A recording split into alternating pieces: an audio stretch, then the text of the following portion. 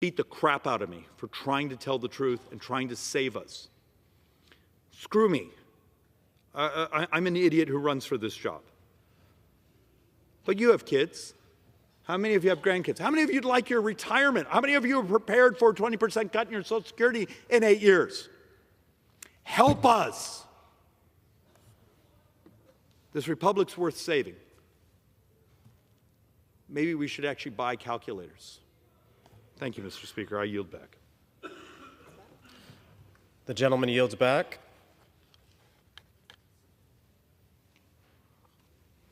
Mr. Speaker, may I make an inquiry on time? Time use. I'm stalling for you. The gentleman had 20 minutes remaining.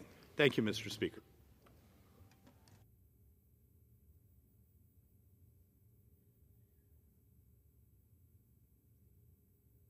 You can go ahead and start reading the script, Mr. Green.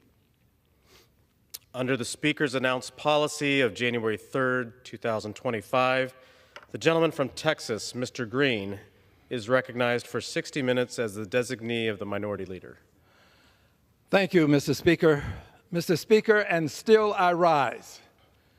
And still I rise, a proud, liberated Democrat, unbought, unbossed, and unafraid. And I rise today, Mr. Speaker, to call to the attention of the House this place that I revere, and notwithstanding recent events that I have great respect for. Mr. Speaker, I rise today in response to a censure that took place as it relates to my behavior. I have been told by some that they did not have an opportunity to hear the actual resolution as it was read. I have here H-Res 189, the censure resolution as it relates to my behavior. I believe this resolution should be read. I am not in any way upset with the Speaker. I want people to know that the Speaker did what he was supposed to do. He did what he was supposed to do when we had the joint session of Congress. When I interrupted, the Speaker called it to my attention. He did it on multiple occasions. I have no reason in my heart to be upset with the Speaker. Later, persons came over and escorted me out. I appreciate them. They were very kind to me, the officers, very kind. They said kind words to me. And as a result of my behavior, I have been censured. I'm going to read the resolution and give some commentary. It reads, H-Res 189, in the House of Representatives, Mr. Newhouse submitted the following resolution, which was referred to the committee on, and the copy that I have does not have a committee. I'm not sure it was referred to a committee. It may have come straight to the floor. But regardless as to how it arrived, it did. And I'm not contesting the procedure. The resolution reads, censuring Representative Al Green of Texas. Whereas on March 4, 2025, during the joint session of Congress, convened pursuant to House Concurrent Resolution 11, the President of the United States, speaking at the invitation of the House and the Senate, had his remarks interrupted by the representative from Texas, Mr. Green. Whereas the conduct of the representative from Texas disrupted the proceedings of the joint address and was a breach of proper conduct. And whereas, after numerous disruptions, the representative from Texas, had to be removed from the chamber by the sergeant at arms. Now, therefore, be it resolved that 1, Representative Al Green be censured. 2, Representative Al Green forthwith present himself in the well of the House of Representatives for the pronouncement of censure. And 3, Representative Al Green is censured with the public reading of this resolution by the Speaker. Some things bear repeating. That concludes the resolution. But some things bear repeating. I respect the Speaker. I have no ill feelings toward the Speaker. None toward the persons that escorted me away from the floor, because I did disrupt. And I did so because the president indicated that he had a mandate. And I wanted him to know that he didn't have a mandate to cut Medicaid. I did this because Medicaid is the only insurance many people have in this country. I am blessed. As I stand here now, there's a physician waiting. If something should happen, I will be taken to that physician. I have the best health care in the world. There are other people who have less than I. I would have them have what I have. But I surely will not stand by and see them lose what little they do have. Medicaid is for people who don't have the kind of health care that 435 members of Congress and 100 members of the Senate have. But they do have some health care. It has been approved by legislation that the Energy and Commerce Committee would cut $880 billion from their budget. The overwhelming majority of that budget has to do with health care. I see no way for this cut to take place without cutting into Medicaid. I am going to fight the cutting of Medicaid. I hope that this comment, this message that I'm giving today will deter them and cause them to go a different way. Then they can say, we were never going to do it. Al Green just had this false notion. Well, let me have it. Don't cut Medicaid. It's all they have. This is the richest country in the world. Mr. Musk has doctors. He will get the best health care. Let him understand that he should be on my side. He should be on the side of the people who need this health care. He has the ear of the president. Mr. Musk, speak to him. He listens to you. But for the grace of God, dear brother, you could be on Medicaid. You've just been blessed. Don't assume that it's your intellect that has caused you all of these great blessings that you've received. You've just been blessed beyond measure. Speak to the president and tell him that Medicaid ought not be cut.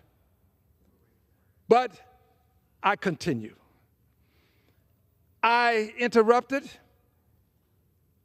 I was said to be in need of sanctions. I came to the floor today, and while the speaker was reading, I recalled what happened in the 60s.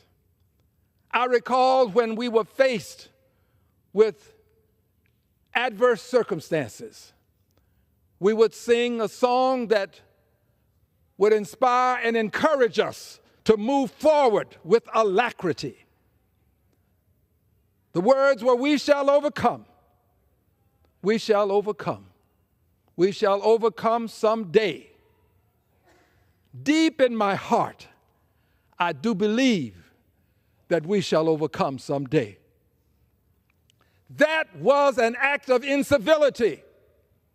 Why, Al Green, would you come to the well before your colleagues in the world and commit an act of incivility? Here is why. Because when the President of the United States, right there at that podium, addressed the members of Congress, Democrats seated on this side, seated, many of them saying nothing, the President of the United States looked upon them, pointed toward them, and said, I quote, and said, lunatics. The President of the United States at a joint session of Congress called members of Congress lunatics.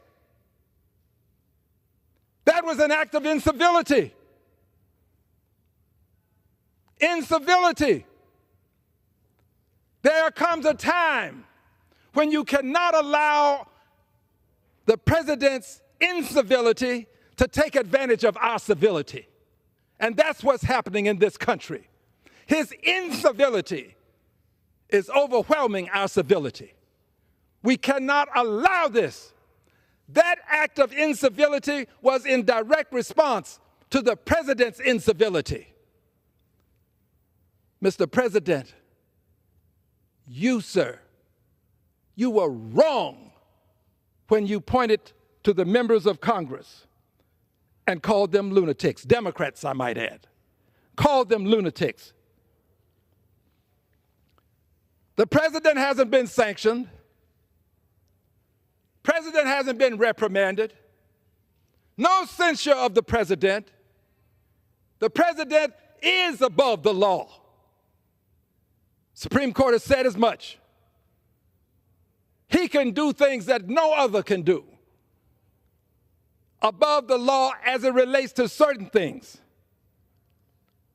but not as it relates to all things. Not all. He is still subject to the norms of society. The decorum that you expect from me, you have to respect and expect from the president. Why would we allow him to use his incivility and expect me to continue to engage in civility as it relates to his incivility? Mr. President, there are some of us who are going to stand against your incivility. We have reached a point in our history where we have to hearken back to that which got us to this point in our history. I remember the 60s. I remember Dr. King. I remember the movement. I remember what it took to get me in this house. I'm not here because I'm so smart. I'm not here because of brilliance or good looks. I'm here because people made great sacrifices. And it was incivility. It was disruption. But they were prepared to suffer the consequences. We're going to have to resort to the same tactics that we used in the 60s. But we did it for a worthy and noble cause. Calling the people of Congress lunatics was not noble, Mr. President. It was an ignoble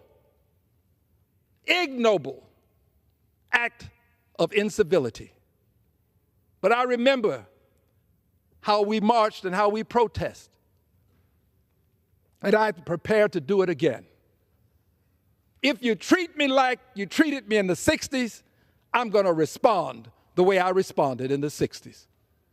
It is time for us to use the same level of incivility that was used in the 60s for a noble cause, to save Medicaid, to protect Medicare, to prevent the demise of Social Security. It is time for us to take that stand. Incivility emanating from the highest office in the land cannot be tolerated and has to be negated. I did it, and I have said to people, while I respect others And while I absolutely was cooperative when they led me away from the floor, but if circumstances permitted, given what I know, I have to be candid. I would do it again. I would do it because I care about these people on Medicaid.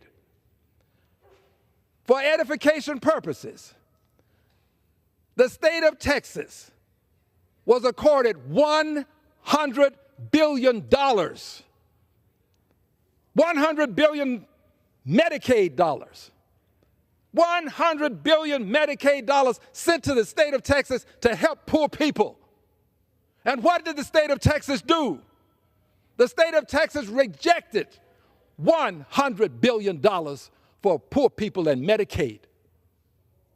100 billion, not million, 100 billion. State of Texas does not have the goodwill necessary to manage Medicaid dollars. If we block grant this money and send it to Texas, those who are in need of it will get less of it.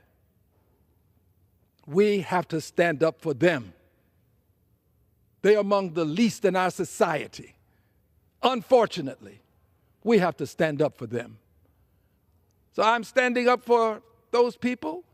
I will continue to stand, and I will continue to tell the world that this incivility has to be dealt with. We have to deal with the president's incivility. The name calling never ceases. Maxine Waters, he has assaulted verbally. Miss Wilson from Florida. The list goes on and on and on, as Congresswoman Waters is known to say, on and on and on. We sit and we watch with civility as he employs incivility. Yes, I said earlier, and I'm retreating to the point, that he has been given a certain amount of immunity. He has not been given absolute immunity. But he seems to have an inordinate amount of influence with his party. Inordinate. I see people doing things that I never thought I'd see them do. I see people who are conservative, that I have great respect for, doing things that I never thought I'd see them do.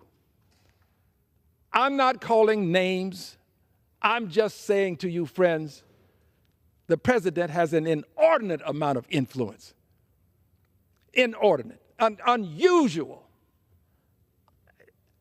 incomprehensible amount of influence. So the courts have given him a certain amount of immunity. His party has given him carte blanche to say anything, to come before the joint session of Congress and use the word lunatics as he refers to Democrats. The only thing left in ordinary times would be the courts. The court. Court orders are to be obeyed. I don't always like them, but I remember what John Lewis explained to me about peaceful protest. Protest, the court orders you to do certain things. You don't have to agree with it, but you do. You do it. You'll be willing to suffer the consequences. Well, the courts are right now in the midst of, as best as they can, trying to give us the laws necessary to prevent certain things from happening. Mass layoffs. Mass layoffs have to be taken to court. Mass layoffs. No due process.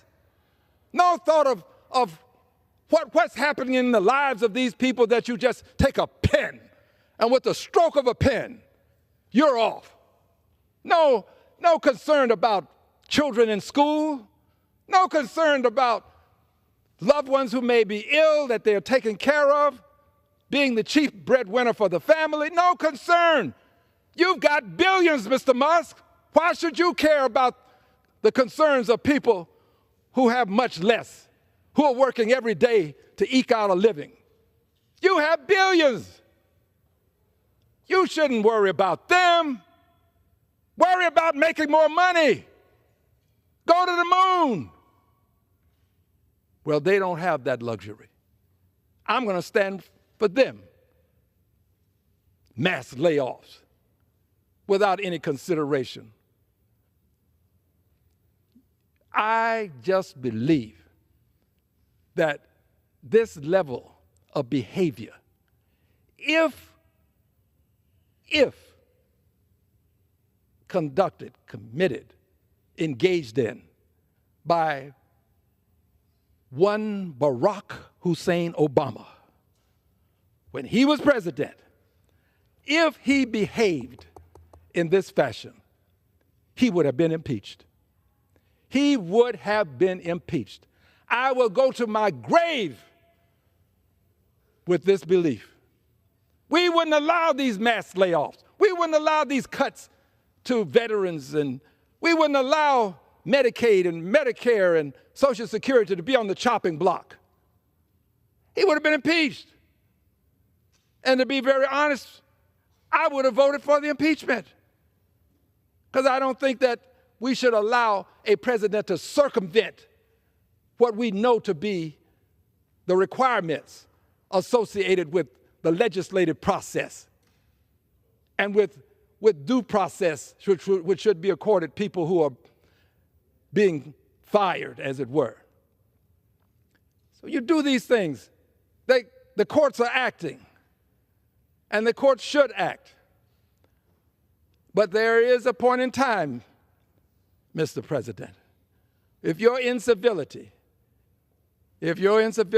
allows you to disobey court orders, given that your party has given you carte blanche, given that you believe you have absolute immunity by virtue of what the Supreme Court has accorded you, and you don't have absolute, but I think you believe it. When you cross that line, and you, Mr. President, decide you will no longer honor orders from the judiciary, when you decide that Marbury versus Madison means nothing, when you decide that you are the supreme law of the land, on that day, we will have a dictatorship. And we are close, because you are continually inching right up to the line, and you're looking over to the other side. And at some point, regrettably, you may cross over. Mr. President, I beg that you not do so. I beg that you would not do so, that you would honor the third branch of government designed to settle disputes among us, not always in a favorable way to some, obviously, but that's what it's there for. So I beg, Mr. President, that you would not dishonor the judiciary in this country. But here's what I know. I know that you have the ability to say to a judge, you've issued your court order, now let me see you enforce it. That's my Justice Department, not Al Green's, President's. That's my Justice Department. The head of my Justice Department has pledged fealty to me, not Al Green, the President. That's my Justice Department. Let me see you get my Justice Department to enforce your order, Mr. Judge. More specifically, Mr. John Roberts, get my Justice Department to enforce your order. Let me see you get my marshals to enforce your order. This president, whether wittingly or unwittingly, has put himself in a position such that the Justice Department has pledged fealty to him. Generals in the military, you don't get these positions now unless you pledge fealty, have pledged fealty to him. We ought to be ashamed of ourselves to allow such a thing to happen. Yes, generals in the military, Justice Department, the courts, many of them are bending knees, genuflex. Somehow you believe that you are showing respect, I suppose, or maybe you're just currying favor.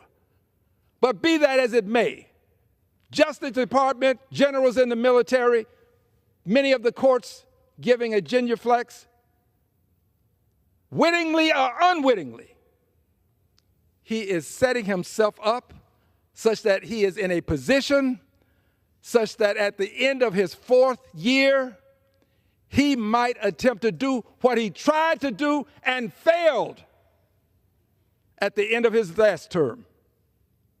He tried his best to prevent the transition of power. He did all that he could. He encouraged persons to come over to the Capitol. People came and they literally broke into the Capitol. I was here. They came and they marched through the Capitol. And by the way, for doing it, the president has given them the ultimate reward. You, and you. Yes, you too. All of you. You are pardoned. You're given some sort of amnesty. You're okay. This is what the president has done. So wittingly or unwittingly, he is now in a position to make that same effort. Only this time, the Justice Department is with him, not with the Constitution. Generals in the military are with him, not with their oath that they've taken. The president, wittingly or unwittingly, has put himself in a position such that if he chooses to stay on beyond his term of office, if he chooses to do what a member of Congress has suggested that might be done by law, which is to give him a 3rd term, in law, I hold no animus toward the member of Congress who's done this, filed the legislation. No animus to you, dear brother. But what we have done is witness a president who wittingly or unwittingly has put himself in a position such that he will have the power to enforce the inanity of not allowing a peaceful transfer of power. He literally is putting himself in that position, wittingly or unwittingly. He is. And as a result of his doing this, we have to not allow his incivility, his requirement of fealty, to prevent us from taking the necessary actions to protect liberty and justice for all, to protect government of the people, by the people, for the people, to protect what this country has in its great and noble ideals. We have to do what is necessary. I believe that we have to engage in a level of positive, righteous incivility. Positive, righteous incivility. The same kind of incivility that Dr. King engaged in, that John Lewis engaged in.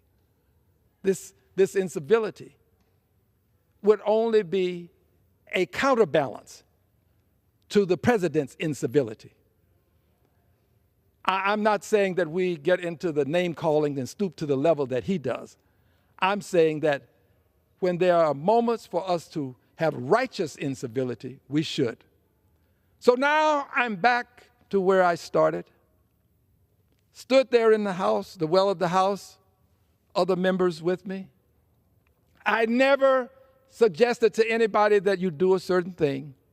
We did sing "We Shall Overcome." It was an act of incivility, but I want people to know that it was in direct response to the president's incivility at the joint session of Congress. He has not been reprimanded. He has not been censured. He won't be reprimanded. He won't be censured. However, there is one, as the president uses it in his parlance, one card. There's one card that we have. You told the president of Ukraine, you don't have the cards. Well, Mr. President, we have the cards. There are 435 of us with the cards. And the card, Mr. President, you know well, because on 2 occasions, these cards have been utilized to check you. You don't always get convicted when you're indicted, but you do get indicted. And if you continue with this line of behavior, you may not just simply be indicted. That means impeached.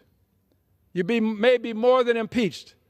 There may be a Senate that has the will to live up to the ideals in the Constitution. And when that Senate does so, you will no longer be president. There are 435 cards. Mr. President, I have one of those cards. I have one of them.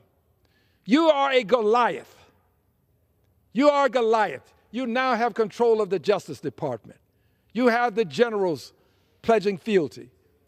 You are a Goliath, Mr. President. But there are 435 Davids. 435 Davids.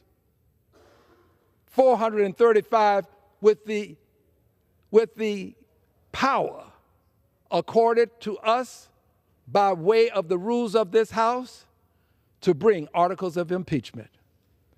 You may not be impeached the first time, but there's always a second, and there's always a third. And in the end, if you, Mr. President, continue with this behavior, you will be impeached, and I believe that will be the will in the Senate to convict. I'm not threatening anyone. I'm talking about the rules that have been accorded this House, which I happen to be a member of and proud to be a member of, and accorded the Senate. You're a Goliath. But, Mr. President, there are Davids among us. Your incivility can no longer be tolerated. It has to be met with righteous indignation and righteous incivility. I yield back the balance of my time.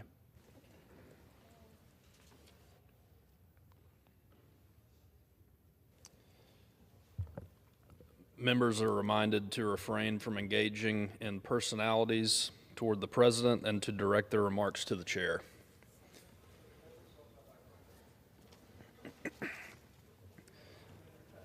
Under the Speaker's announced policy of January 3rd, 2025, the chair recognizes the gentleman from California, Mr. Kiley, for 30 minutes. Thank you, Mr. Speaker. We've just heard the gentleman from Texas speak passionately on a number of topics, which is his prerogative as an elected member of Congress to speak from this floor on any topic he chooses. What is not his or any of our right is to stand up during the State of the Union and interrupt the President of the United States. Imagine if everyone did that.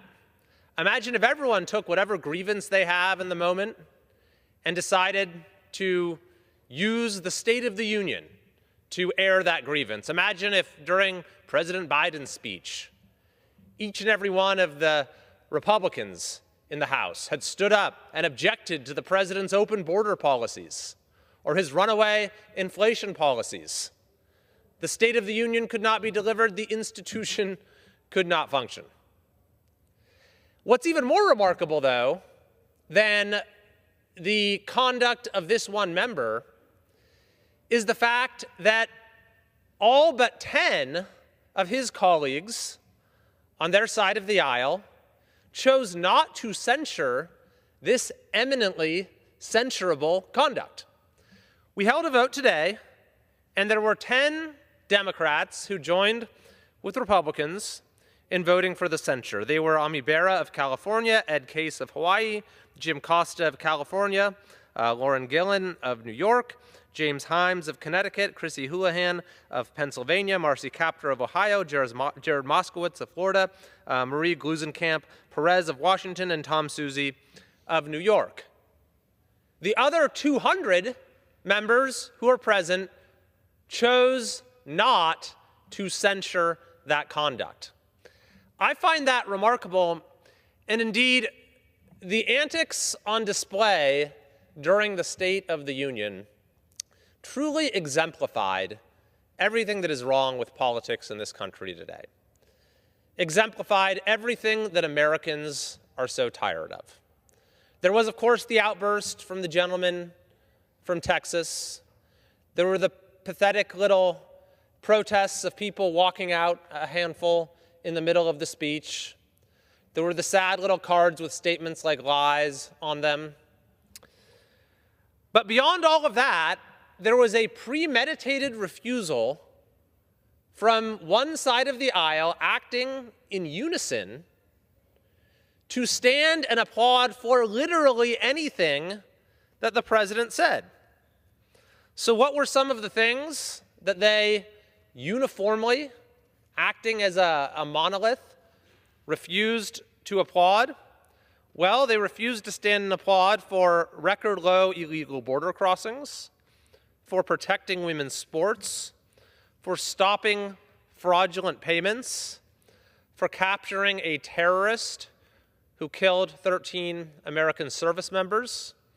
They refused to stand and applaud for supporting law enforcement, for improving military recruitment, for protecting free speech, for having our workers actually show up to work, for hiring peaceable based on merit, for opening new power plants, for living in peace, for the signing of the Abraham Accords, for returning manufacturing to America.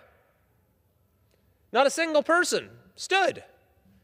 And that's kind of the most incredible thing, is there was a willful decision to sacrifice any individuality to the orders being given by party leadership. But it got particularly disturbing when the president recognized a number of heroic Americans who were present.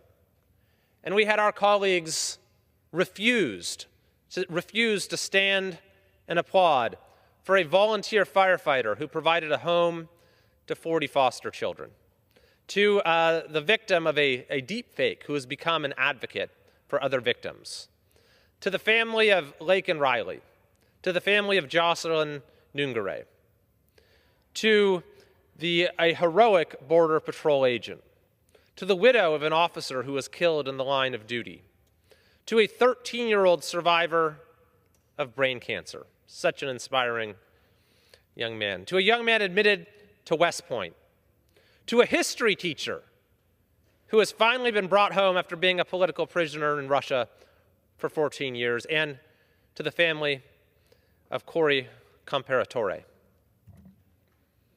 Each and every time the president recognized one of these individuals in the gallery, there was a premeditated refusal to stand and acknowledge them. And we know that they know how to do it during President Biden's State of the Unions, which, by the way, his last one was one of those caustic, partisan speeches I've ever seen, where he repeatedly compared himself to his predecessor, that is, his political opponent at the time. Dozens of times they stood and applauded.